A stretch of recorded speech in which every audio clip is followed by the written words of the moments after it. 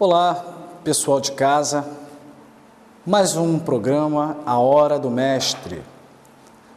Vamos trazer hoje um tema que causa muita perplexidade.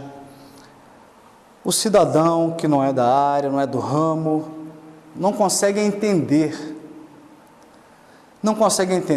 por que a polícia prende e o juiz solta. Por que a pessoa pratica um crime e não cumpre pena? Na verdade, tem uma explicação técnica que não é bem do jeito que o leigo pensa. Não é que a polícia prende e o juiz solta, como se o juiz não quisesse proteger o cidadão. Não é que o indivíduo não cumpre pena, muitas vezes ele cumpre, mas não a pena de prisão, mas outro tipo de pena. Então, nosso papo hoje vai girar em torno do tema prisão, para que a gente possa deixar aqui algumas informações que possa tirar um pouco de dúvida, que possa trazer um pouco de paz para o cidadão que fica indignado quando vê algumas notícias, né? Acabamos de ver pessoal que foi preso, envolvido com venda de ingresso para a Copa do Mundo, muitos foram soltos. Acabamos de ver muitos indivíduos presos com envolvimento com os black blocs, com esse vandalismo, né? Supostamente travestido em atos criminosos, né? Um protesto que, pelo que a polícia noticiou, e tanto é que o juiz mandou prender, é uma maneira de protestar violenta, criminosa.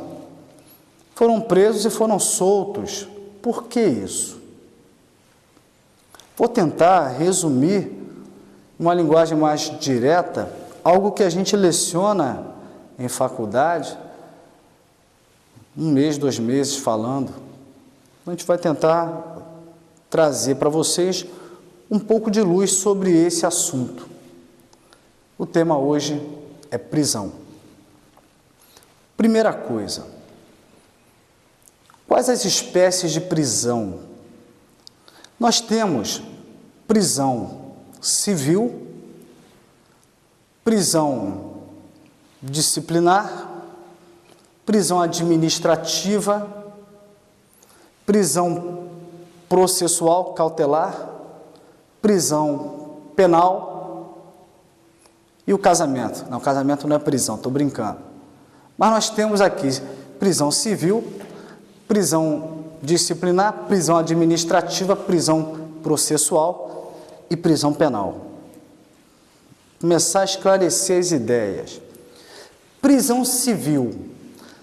Eu posso dever R$1 bilhão para alguém, anunciar olimpicamente para o meu credor, devo, não nego, pago quando eu puder, ou devo, não pago, nego enquanto eu puder, que não vai poder ser preso, porque no nosso Estado democrático de direito, dentre as decisões políticas que o povo, através de seus representantes, tomou, foi no sentido de não se admitir prisão por dívida.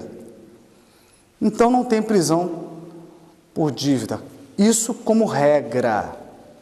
A única exceção em que é possível fazer uma prisão civil, uma prisão por dívida, é a prisão do devedor de alimentos. Aquele que tem obrigação alimentar e descumpre de maneira indesculpável, inexcusável. Injustificadamente ele não cumpre com a obrigação alimentar. Esse vai ficar preso por dívida. Paralela à prisão civil, temos a prisão chamada administrativa. A prisão administrativa era uma prisão determinada por uma autoridade administrativa, não por um juiz. Então, quando era admitida, porque hoje não é mais, o superior hierárquico dentro do serviço público, ao investigar algum subordinado, poderia, por exemplo, prendê-lo administrativamente até que o subordinado devolvesse a coisa subtraída, o bem desviado, o documento ocultado. A hipótese de prisão administrativa foi afastada. Não pode mais alguém ser preso se não for por uma ordem judicial, salvo quando houver flagrante delito, que a gente vai trabalhar daqui a pouco. Então, prisão civil não tem, prisão administrativa não tem. Agora eu vou dar um bizu, uma observação para o pessoal de casa, para o estudante, para o concurseiro. Há uma corrente que defende que ainda há hipótese de prisão administrativa em nosso ordenamento jurídico, que é a hipótese de prisão do extraditando. Aquele que está sendo objeto de um processo de extradição, ou seja, praticou um crime fora do Brasil, mas está abrigado no Brasil. O país estrangeiro onde ele cometeu o crime pede para que o governo brasileiro entregue esse criminoso, esse acusado. E se o Brasil entregar, vai estar fazendo uma extradição. Agora, durante o processo de extradição que o Brasil vai instaurar, é possível que seja determinada a prisão do extraditando desse estrangeiro. É possível. E muitos têm defendido que a prisão do extraditando, para que ele não suma do mapa, enquanto aguarda o deslinde do processo de extradição, seria uma prisão administrativa. Então, tem esse entendimento. Logo, alguém que vai ser examinado em um concurso público tem que estar sabendo disso, em que, em regra, a maioria dos operadores do direito entende que não há mais a prisão administrativa, vez que revogada pela Constituição Federal de 88, que diz que não haverá prisão salvo em flagrante ou por ordem do juiz. Então, prisão administrativa não tem. Mas tem uma opinião minoritária no sentido que remanesce, que continua presente no nosso sistema, essa hipótese de prisão administrativa, que seria a prisão do extraditando. Então, prisão civil, prisão administrativa. Prisão disciplinar. A prisão disciplinar seria a prisão do militar.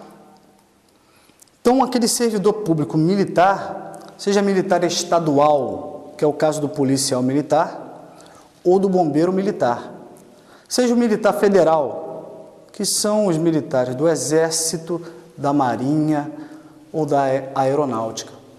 Os militares, eles são regidos por normas muito rigorosas, visando resguardar a hierarquia dentro daquela corporação. Até porque eles mexem com armas de guerra, com treinamento muito especializado. Então, eles têm que andar na linha. Não pode haver muita flexibilização. Logo, a Constituição Federal permite que o militar seja preso disciplinarmente por uma transgressão disciplinar, ou seja, nem é um crime.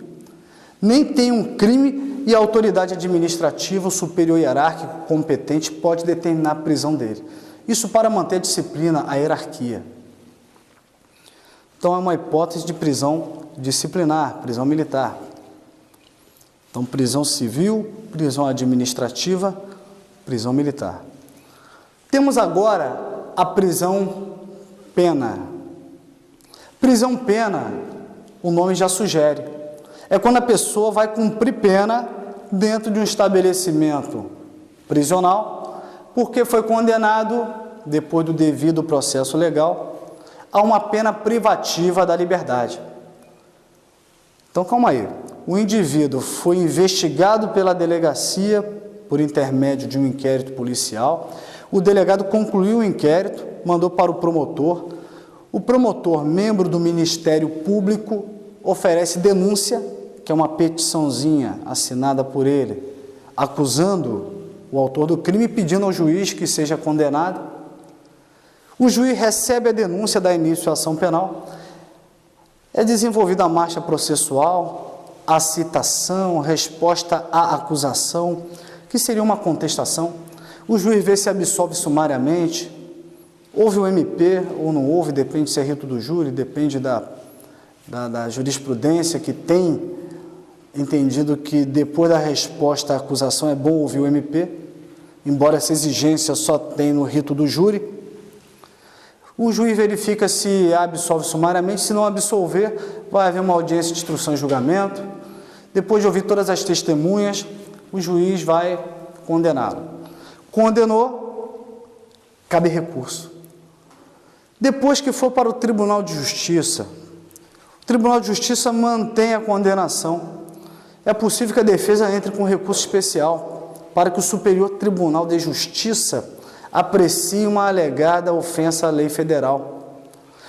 E pode recorrer para o Supremo Tribunal Federal, em que a defesa vai alegar que essa decisão do juiz ofendeu a Constituição Federal. Se depois de tudo isso, esgotadas as vias recursais, aí sim ele perde a condição de inocente e pode ser tratado como culpado. Então, só nesse momento é que você vai ter uma prisão-pena, depois de esgotadas as vias recursais. Aí sim que ele tem que ser preso e cumprir a pena. Então, prisão-pena é isso: prisão civil, prisão administrativa, prisão disciplinar, prisão-pena. E a última prisão que a gente tem, para a gente encerrar o bloco, é a prisão processual, que a gente também chama de prisão cautelar ou de prisão provisória. É uma prisão que não significa pena, não é punição. O indivíduo pode ficar preso durante o processo e ser absolvido ao final.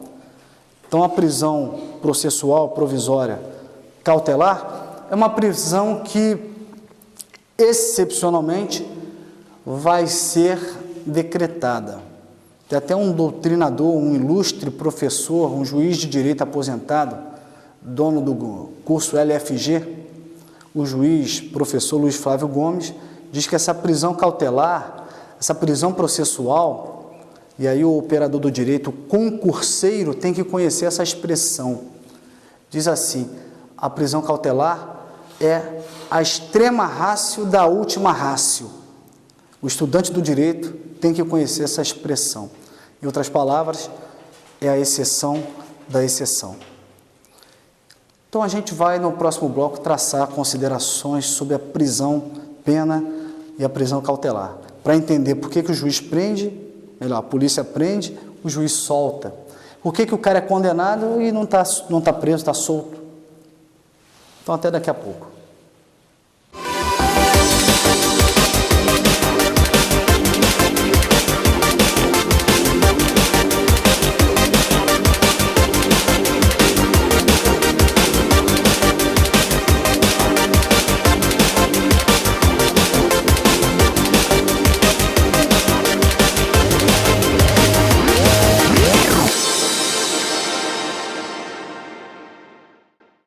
Estamos de volta com a Hora do Mestre. Encerramos o primeiro bloco enumerando as espécies de prisão e traçando pequenos conceitos. Então, falei que existe prisão civil, prisão disciplinar, prisão administrativa, prisão-pena e prisão processual, prisão provisória, prisão cautelar. Vamos estudar agora um pouquinho, muito rápido, e sem muito aprofundamento, para que o pessoal de casa que é leigo, que não é estudante do direito, possa acompanhar, sem se entediar demais. Vamos entender o seguinte. Primeiro ponto. Existe uma coisa chamada Constituição Federal da República Federativa do Brasil. Ou melhor, Constituição da República Federativa do Brasil, que foi editada em 1988. É como se tivesse havido um Big Bang, boom, explodiu tudo. Esquece o ordenamento jurídico anterior, tudo que existia antes, e nasceu um novo mundo. Nesse novo mundo, introduzido pela Constituição de 88, ficou assentado pelo povo, através de seus representantes, deputados e senadores. Por isso que é importante votar em quem tem competência, porque eles é que criam as regras em nosso nome. Então, lá nos idos de 88, entrou em vigor a Constituição que falou: estamos estabelecendo um Estado democrático de direito, nada de arbitrariedade. E um dos princípios fundamentais, um pilar que sustenta o Estado democrático de direito, é a dignidade da pessoa humana. Em outras palavras, o que eu quero dizer? Por mais que aquele indivíduo esteja sendo acusado e até condenado por estupro, seguido de morte, de uma criança, que é algo ultra repugnante, é uma pessoa humana. Pessoal de casa, isso é um monstro, isso é um bicho, isso não é gente. Uma reação normal, a pessoa fica indignada. Mas, para o mundo jurídico, tem que sempre lembrar: Estado democrático, fundado na dignidade da pessoa humana. Então, não posso castigar aquele criminoso de modo excessivo, de modo arbitrário, sem método, sem critério. E não pode ser um mero castigo, castigar por castigar.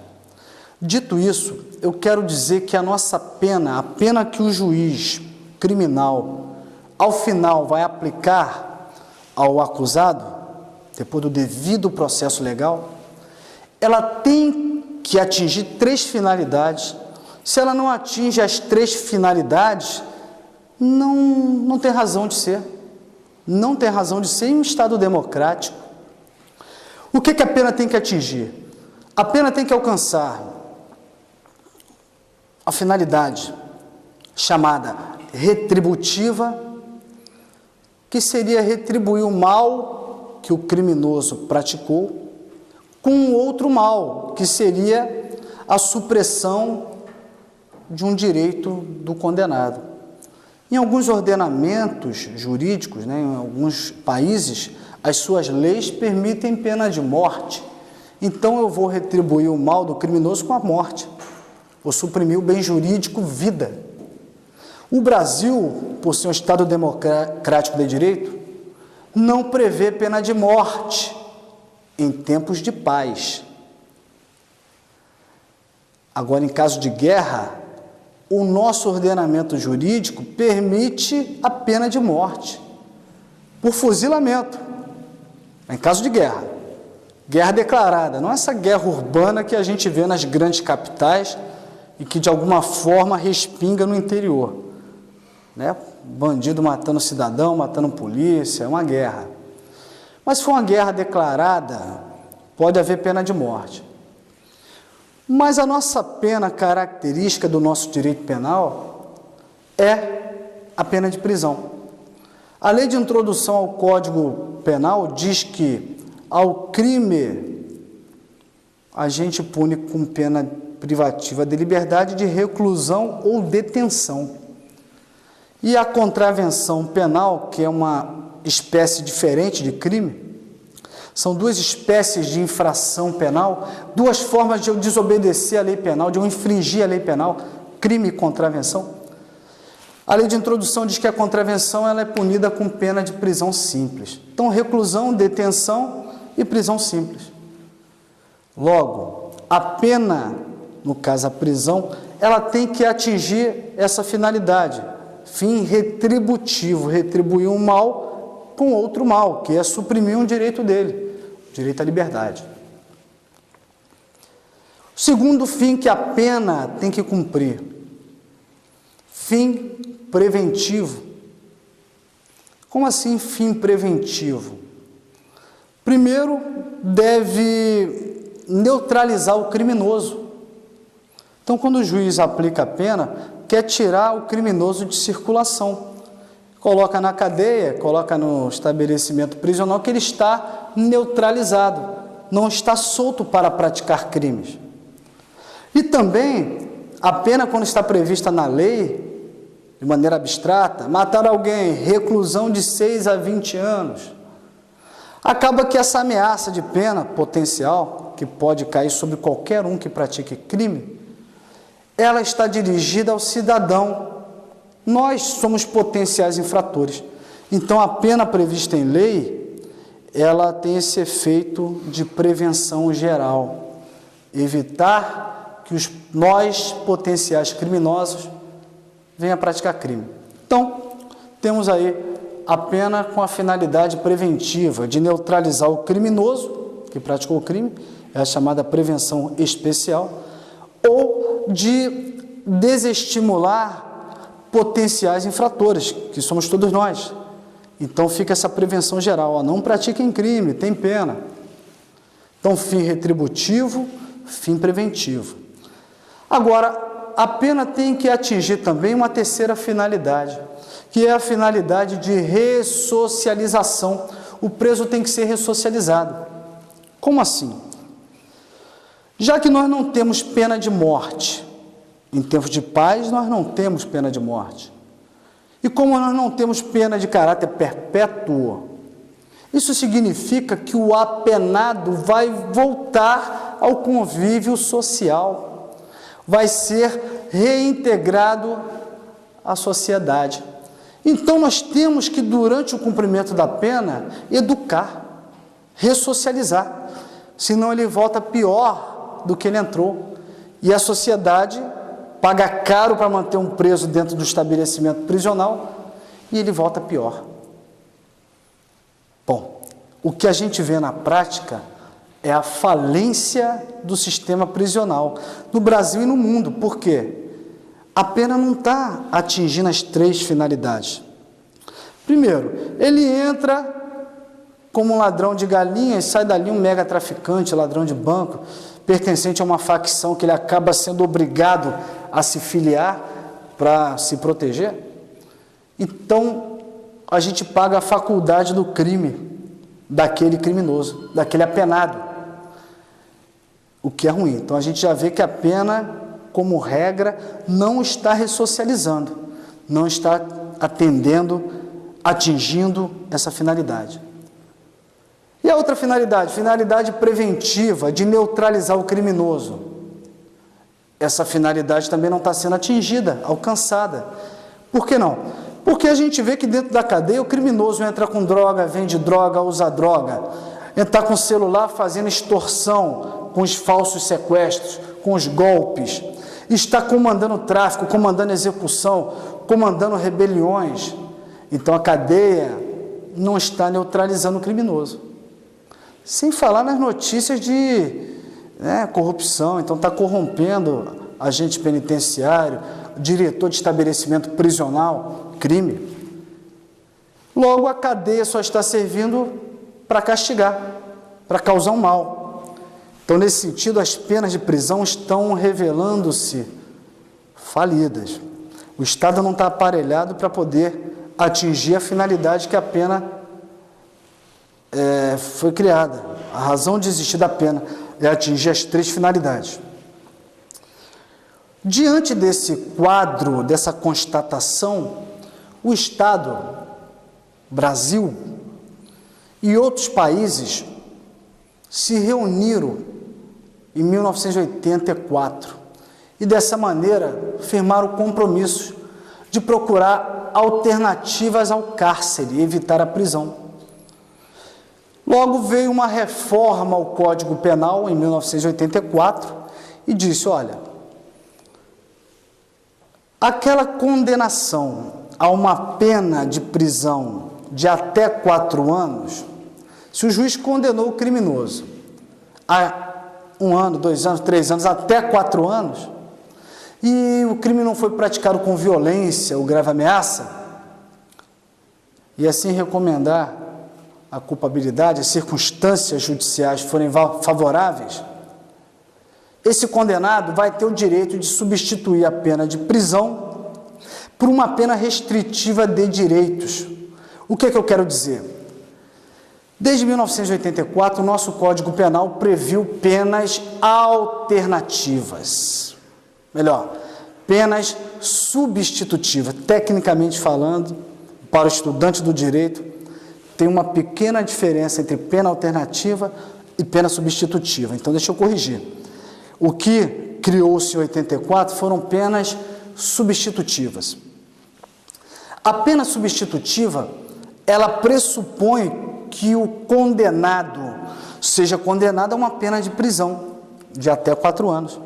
Depois o juiz verifica que esse condenado preenche alguns requisitos, dentre eles que o crime não tenha violência ou grave ameaça, e substitui essa pena de prisão que foi aplicada pelo juiz por uma pena restritiva de direitos, né? Prestação de serviço à comunidade, prestação pecuniária, interdição temporária de direito, não pode dirigir, não pode exercer a medicina, não vai poder exercer o poder familiar, vai perder a guarda do pai e o poder familiar do filho, vai ficar proibido de frequentar determinados lugares, vai ter uma limitação de fim de semana em que ele vai ter que assistir a cursos, ou seja, evita-se de mandar para o cárcere, justamente porque o cárcere não está recuperando. O Estado gasta milhões e milhões e milhões, porque cada preso custa em média R$1.000 a R$1.500 para o Estado por mês, enquanto ele estiver mantido no cárcere e não está recuperando. Então a gente fica muito espantado. Poxa, fulano praticou crime, foi condenado e está solto. Bom, isso é porque existe um histórico por trás que revela que tem que tentar cada vez mais deixar a cadeia para criminosos efetivamente perigosos. Então, isso a gente vai medir, o termômetro vai ser a pena que o juiz vai aplicar. Até 4 anos, ao invés de colocar para cumprir pena de prisão, aplica a pena de prisão, diz que ele merece a pena de prisão, mas substitui por uma pena diferente. E aí você consegue aí que o indivíduo cumpra uma pena. Mas para o cidadão de bem, cidadão de casa, que é trabalhador, que corre atrás, que quer ver o bandido preso, não entende. Poxa, o cara praticou crime, tem tanto tempo e não deu em nada, porque o cara está solto. Na verdade, o cidadão de casa muitas vezes não sabe é que ele vem respondendo ao processo, em liberdade, foi condenado a uma pena de prisão, mas o juiz substituiu a pena de prisão por uma pena diversa da prisão. Isso não é porque o juiz é bonzinho, não, porque a lei manda, lei que nós fizemos. Ah, mas eu não faço lei. Faz lei sim. Quando você vota nos seus representantes, deputado federal, senador, deputado estadual, vereador, eles estão lá para falar em nosso nome. Então eles criaram a lei dizendo, olha, vamos evitar o cárcere. Para o cidadão de casa e para o próprio criminoso, qual é a leitura que é feita? E pratiquei o crime e me dei bem, porque não deu em nada. Não fui condenado, ou se fui condenado, eu não precisei ir para a cadeia. Em outras palavras, fica aquela sensação de impunidade. Isso é perigoso, porque a sensação de impunidade serve de combustível para o apetite do criminoso ou do curioso. O criminoso vai voltar a praticar crime, que vai ter a sensação de que não deu em nada.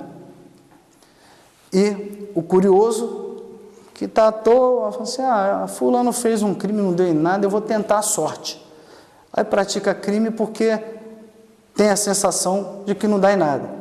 Então, na verdade, o indivíduo está sendo punido, mas não com a pena de prisão, porque a lei permite que mude a pena de prisão por uma pena diferente.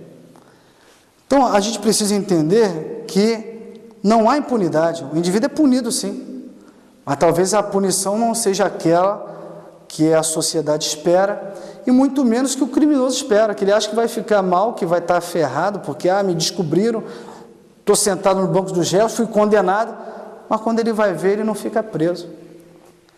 Mas está sendo punido sim, é que está se evitando a pena de prisão. Vamos encerrar esse bloco, daqui a pouco a gente retorna. Um abraço.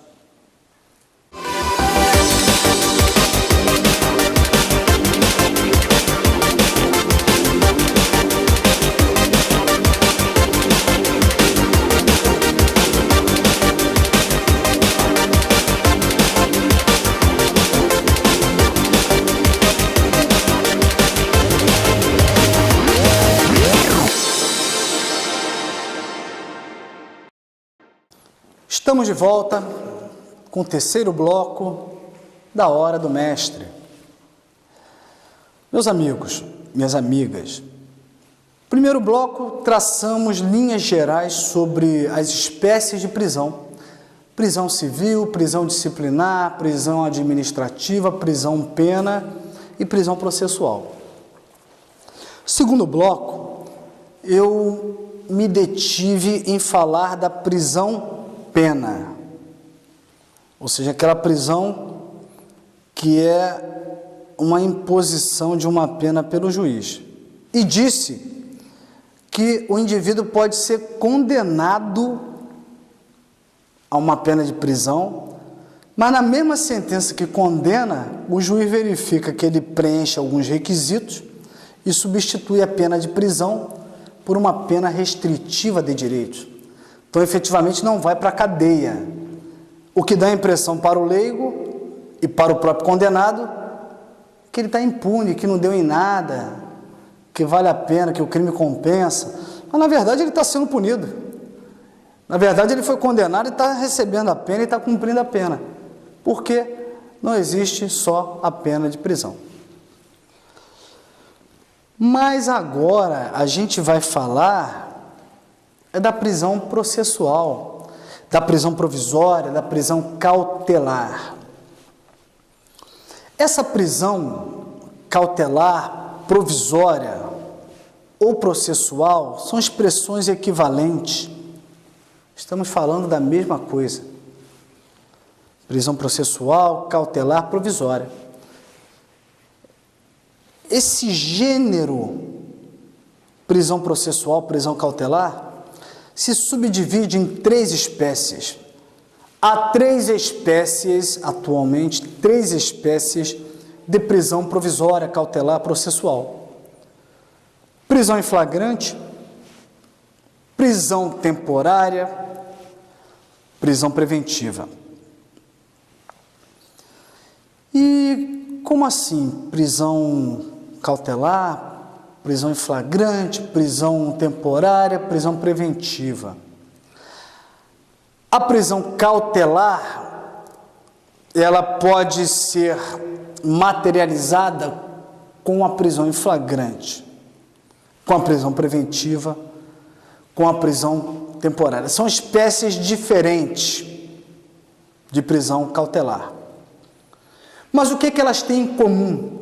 Qual é o traço característico que identifica essas 3 espécies como prisão cautelar, como prisão processual, como prisão provisória? É porque tanto na prisão em flagrante, tanto na prisão temporária, quanto na prisão preventiva, nós não temos alguém condenado definitivamente. Como assim? Ou o indivíduo acabou de cometer o crime e o delegado ainda vai instaurar um inquérito, vai concluir o inquérito, vai mandar para o promotor e ele está preso. Esse indivíduo não está condenado ainda. Mal o delegado terminou o inquérito, está muito longe de uma condenação. Então, é prisão cautelar, provisória. Pode ser que no final do processo ele seja absolvido. Ou o delegado já concluiu o inquérito, mandou para o promotor ofereceu denúncia, o juiz recebeu a denúncia, dando início ao processo. E durante a ação penal, o indivíduo está preso. Poxa, mas ele ainda não foi condenado. A ação penal está em curso. Tá, mas ele está preso. Isso é uma prisão cautelar, uma prisão processual, é uma prisão provisória. Ele pode ser absolvido no final do processo. Isso não é pena, ele não está cumprindo pena. O indivíduo é condenado, sentença penal condenatória. Tá, mas cabe recurso? Cabe. E se a defesa interpuser um recurso e o Tribunal de Justiça, que é o órgão jurisdicional de 2º grau, ele tem um poder de reexaminar o que o juiz de 1º grau fez, e se o tribunal decidir reformar a decisão do juiz? O juiz condenou, mas o Tribunal de Justiça absolve. Ou o Supremo Tribunal Federal ou o Superior Tribunal de Justiça anula aquela decisão de condenação. Em outras palavras, o indivíduo pode estar condenado pelo juiz da causa, mas como não foram esgotadas as vias recursais, como ainda pende de julgamento os recursos interpostos, você não pode fazer o cumprir pena. Então, aquela prisão que eventualmente ele esteja sendo submetido, não é prisão-pena, é prisão cautelar, é prisão processual, é prisão provisória. Então, é possível que o indivíduo, antes de uma condenação definitiva, o que a gente chama de condenação definitiva? Condenação por uma sentença transitada em julgado. O que é uma sentença transitada em julgado? É uma sentença contra a qual não cabe mais recurso. Só depois disso que a gente tem uma sentença definitiva. Aí, a prisão dele vai ser justificada pelo cumprimento da pena. Só depois do trânsito em julgado de uma sentença penal condenatória. Antes de transitar em julgado a sentença penal condenatória, o que nós temos é uma sentença recorrível, ou nós nem temos uma sentença ainda, temos uma ação penal em curso, ou nem temos uma ação penal, temos ainda um inquérito. Bom, prisão cautelar é isso, é antes do trânsito em julgado da sentença penal condenatória. E ora vai ser uma prisão em flagrante, ora uma prisão temporária, ora uma prisão preventiva. O problema é o seguinte: o artigo 5º da Constituição Federal, inciso 57, da nossa lei máxima, fala que ninguém será considerado culpado senão após o trânsito em julgado da sentença penal condenatória. Então, calma aí. Se não tem uma sentença definitiva, transitada em julgado, eu não posso ser tratado como culpado. Presume-se que eu sou inocente. Ou, mais tecnicamente, presunção de não culpabilidade. Se eu sou presumido inocente, ou presunção de não culpabilidade, se eu sou presumido inocente porque eu não posso ser tratado como culpado, como é que eu posso estar preso em flagrante, temporariamente, preventivamente? Então, essa é a primeira perplexidade. Se eu sou inocente, porque pesa a meu favor uma presunção de que eu sou inocente, já que não tem sentença transitada e julgada, por que eu estou preso? Logo, com a Constituição Federal, que disse textualmente, expressamente, que nós somos presumidos inocentes até o trânsito em julgado de uma sentença penal condenatória, como é que eu posso ser obrigado a ficar preso? Logo se começou a discutir se com a edição da Constituição Federal de 88 ainda era possível impor ao acusado em geral, ao investigado, uma prisão cautelar. Porque você estaria prendendo alguém que é inocente, que teoricamente é inocente. E efetivamente, havia o risco de no final do processo, aquela pessoa que está presa ser absolvida. O que parece um contrassenso. Se a pessoa goza da presunção de inocência, se a pessoa corre o risco de ser absolvida ao final do processo, como é que ela pode ficar presa em flagrante? Como é que pode ser mantida uma prisão preventiva? Como é que pode se decretar a prisão temporária? Então, esse é o primeiro ponto que eu quero deixar para o pessoal de casa. Estão começando a entender qual é a lógica que está por trás, em que a polícia prende, flagrou o indivíduo praticando crime, o juiz solta, decreta a prisão preventiva, o desembargador vai lá e revoga aquela prisão? Qual é a lógica que está por trás?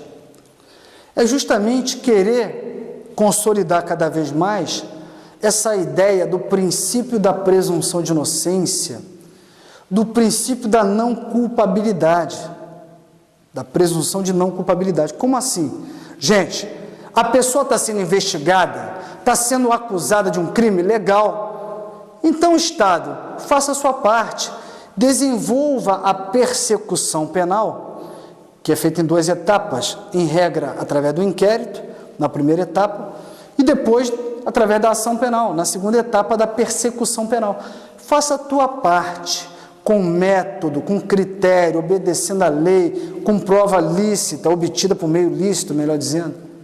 Se no final de tudo, esgotadas as vias recursais, ficar certo que aquele indivíduo é o culpado, e aí transita em julgada a condenação, aí sim é que tem que prender. Não tem que prender antes. Pô, mas o cara foi flagrado praticando crime. Legal.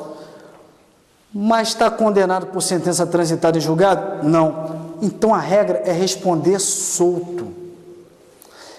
Por mais que o cidadão de casa possa ficar indignado, discordar disso aí, essa é a lógica que existe por trás. A polícia prende, o juiz solta. Por quê? Porque esse camarada que está sendo investigado e vai ser acusado pelo promotor, ele goza da presunção de inocência, uma garantia constitucional. Não vem escrito expressamente na Constituição presunção de inocência, mas tem essa norma do artigo 5º, inciso 57, que fala que ninguém será considerado culpado antes do trânsito em julgado, ou seja, antes da sentença penal condenatória se tornar totalmente irrecorrível. Logo, não tem que prender antes. Esse é o recado. Pô, mas o cara estuprou, matou, traficou, roubou. Bom, a regra é essa. Mas, embora haja essa presunção de inocência ou presunção de não culpabilidade,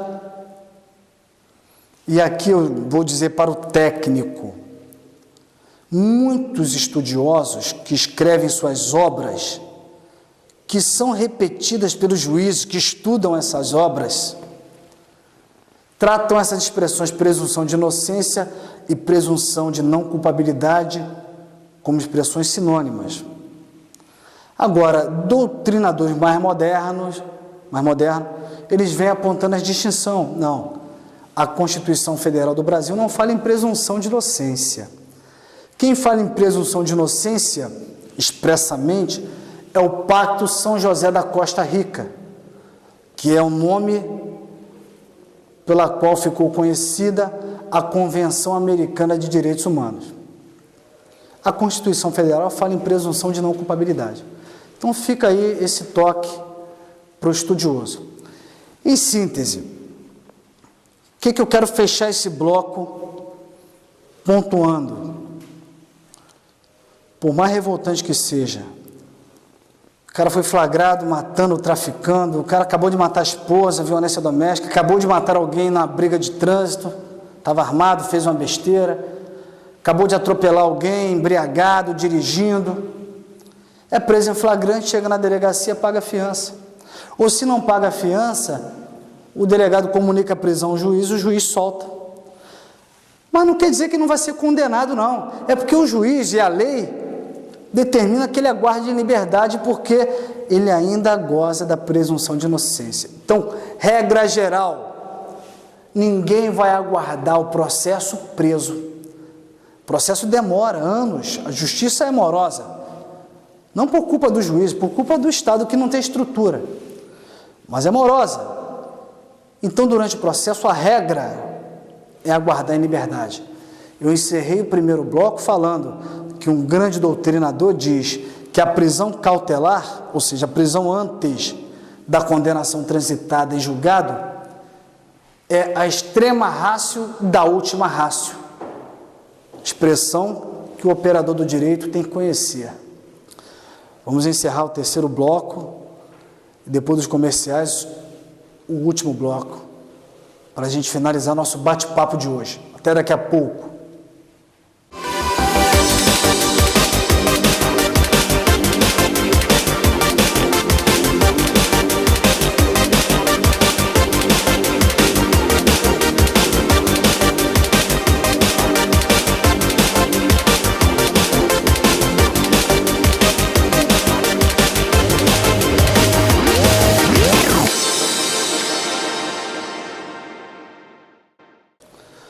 Meus amigos, minhas amigas, último bloco da Hora do Mestre.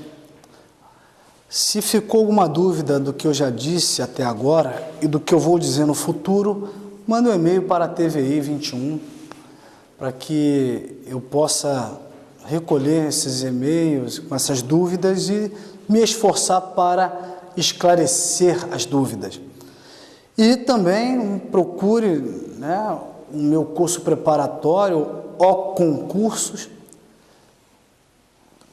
seja um O-Concurso, junte-se a nós, que eu vou preparar vocês para passar no concurso público.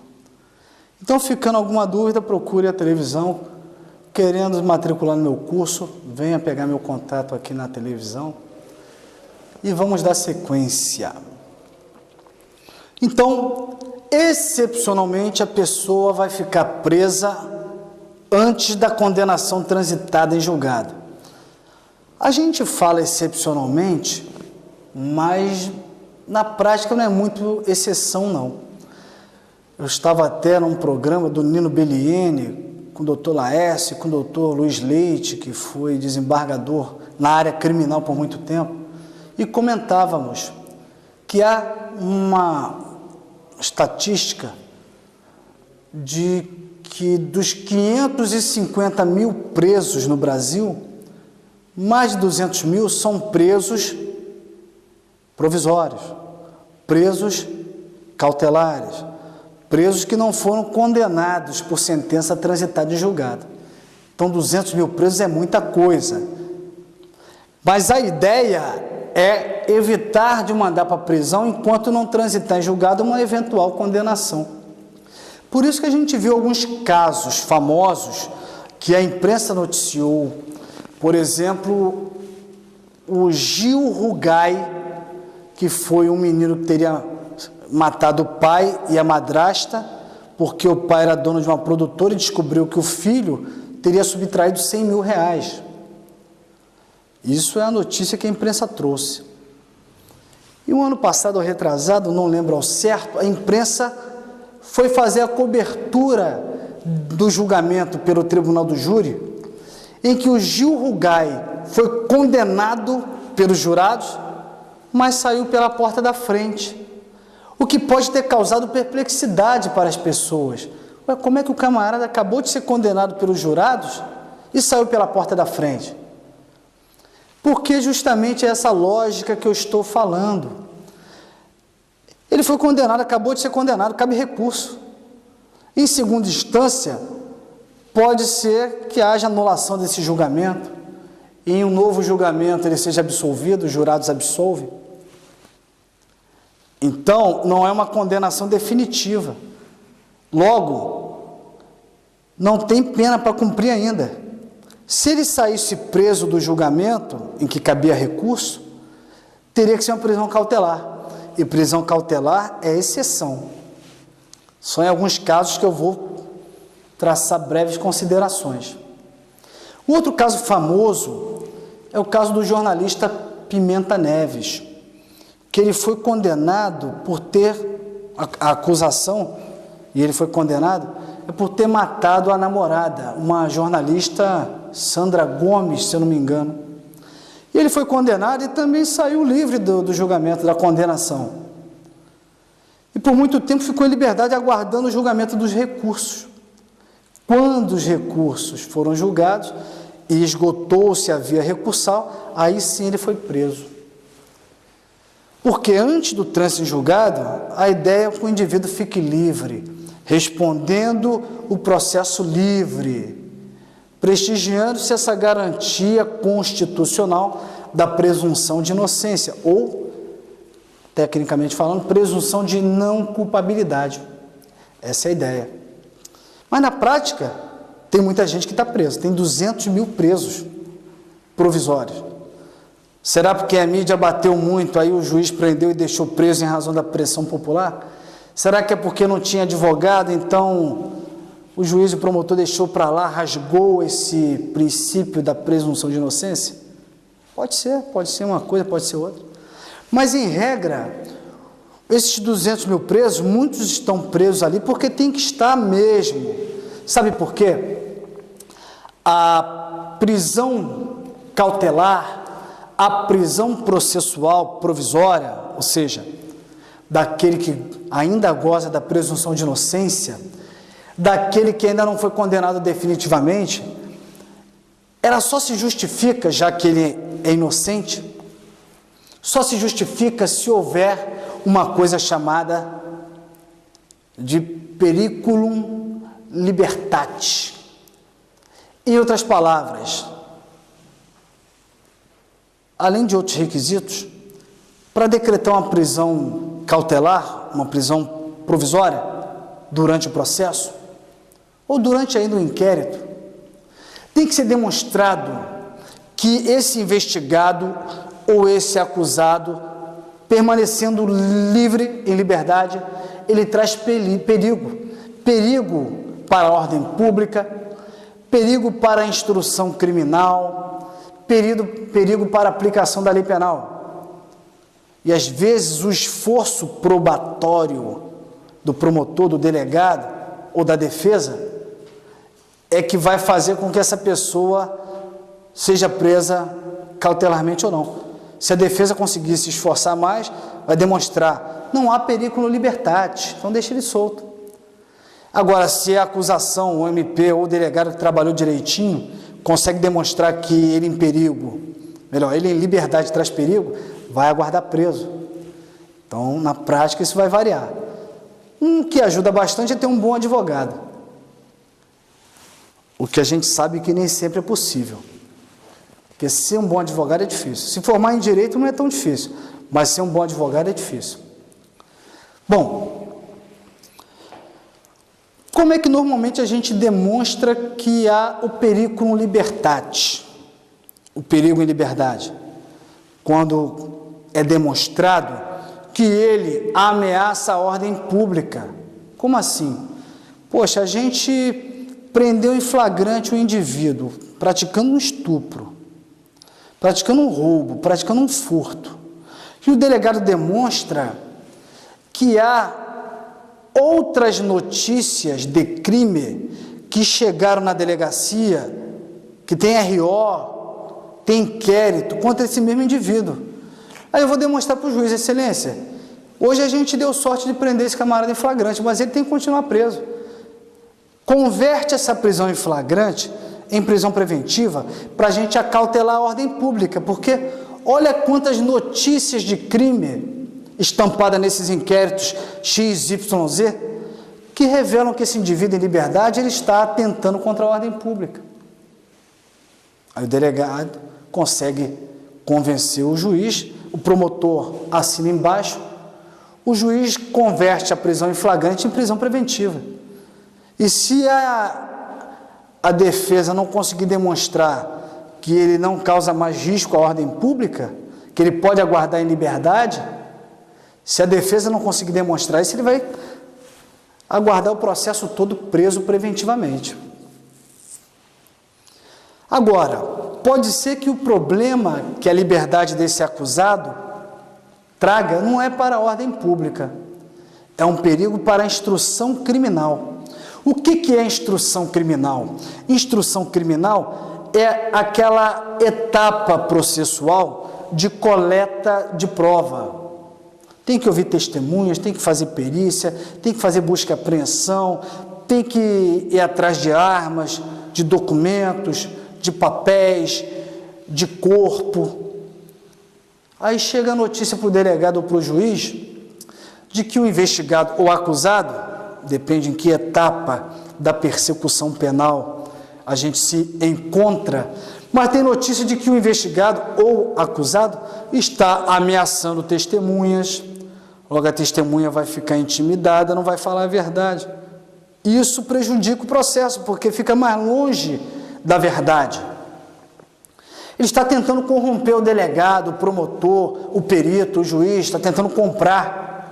Então, ele está atentando contra a investigação, contra a atuação do promotor, contra a atuação do perito. Que se acaso eles se vendam, você não vai buscar provas. Então, a atividade de instrução criminal fica prejudicada. Ele está destruindo documentos, papéis, queimando tudo. ele está assumindo com o corpo.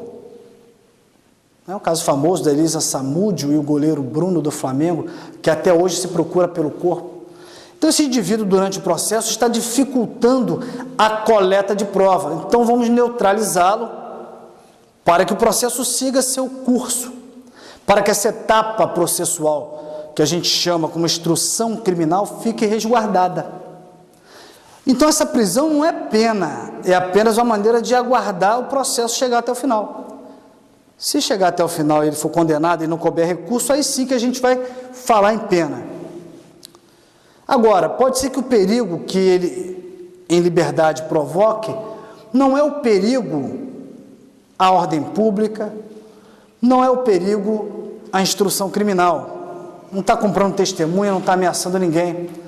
O perigo que ele traz é o perigo à aplicação da lei penal. Como assim?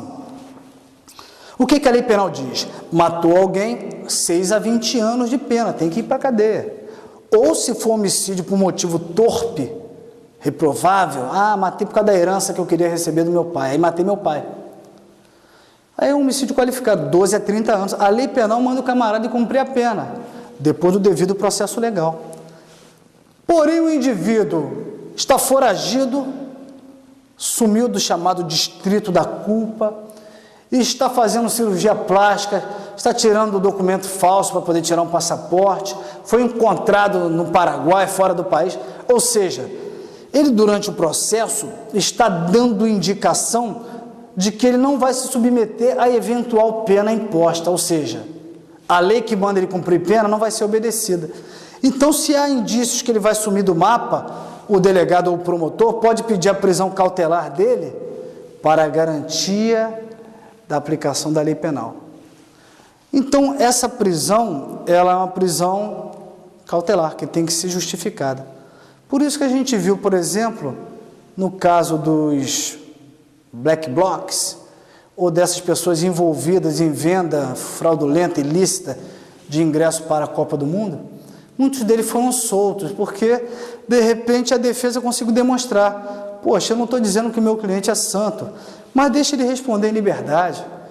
Ele não está praticando, não está reiterando nesses crimes, ou seja, não há prova de que ele está ofendendo a ordem pública, não está intimidando testemunha, não está comprando ninguém, não está sumindo com documentos, pelo menos não há prova disso. Então não há prova de que ele está atentando contra a instrução criminal. Ele entregou o passaporte dele, não vai sair do país, não está falsificando documentos, pelo menos não tem notícia disso nos autos, não tem prova. Então não tem porquê deixá-lo preso durante o processo. Quer prender? Leva o processo até o final e, se condenado e não couber recurso, aí ele cumpre a pena dele. Então é por isso que muitas vezes a gente vê prisões sendo decretadas e cumpridas pela polícia, e outras vezes a polícia vai lá e prende flagrante, e o camarada logo em seguida consegue ter a sua liberdade restituída. Porque a ideia principal é a prisão cautelar provisória processual tem que ser a última ratio, a extrema ratio da última ratio, exceção. No Estado Democrático de Direito, que é o Brasil, preso só depois de condenado por sentença transitada em julgado. Qualquer prisão anterior só em situações excepcionais, que são essas, tem que demonstrar que eles provocam perigo estando em liberdade. Bom, vamos encerrar nosso bate-papo por aqui. Espero que tenham trazido algumas informações válidas, alguma luz. E fica aqui os votos para que vocês procurem o Concursos, que é o meu curso, e que mandem para a TVI dúvidas que tenham ficado.